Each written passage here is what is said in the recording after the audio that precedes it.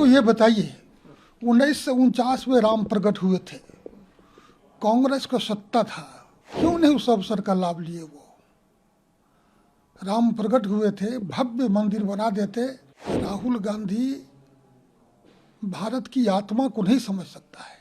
आज कांग्रेस उस काम को कोर्ट में जाके कहता है कि राम हुए ही नहीं, राम मिथक है, काल्पनिक पुरुष है, किस मुंह से आएंगे वो?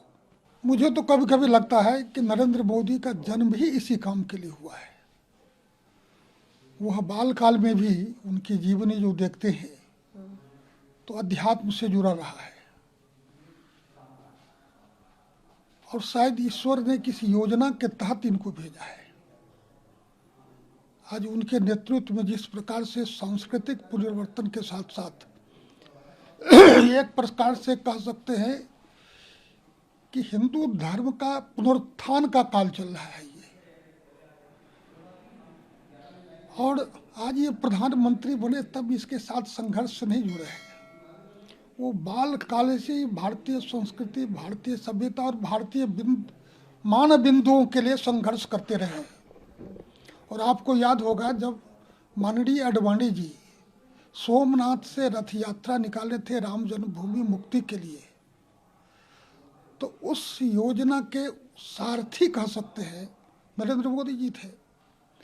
तभी उन्होंने संकल्प लिया था कि अयोध्या तब तक पैर नहीं रखूंगा जब तक प्रभु राम मुक्त नहीं हो जाते हैं। तो आप सोच सकते हैं कि उस व्यक्ति के हृदय में कितना अनुराग रहा होगा राम के प्रति।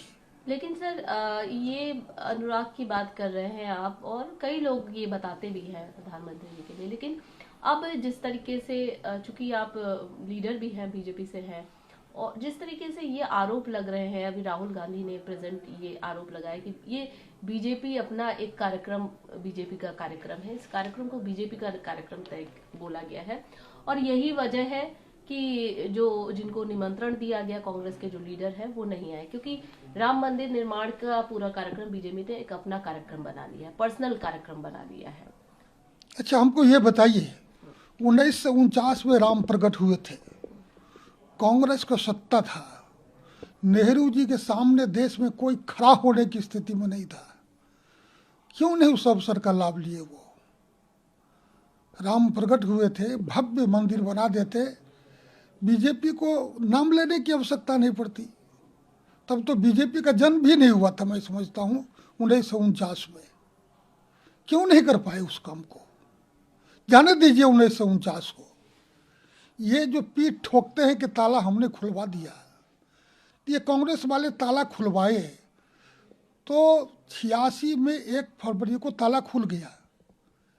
राम मंदिर पर क्यों नहीं आए? ताला खुलवाए तो अयोध्या में आके प्रभु राम का दर्शन किए होते, भव्य मंदिर बना लिए होते, सारा श्रेय ले लिए होते, और आज़ादी के बाद जो गद्दी मिली थी उसको सातत्य काल तक स्थायी कर लेते।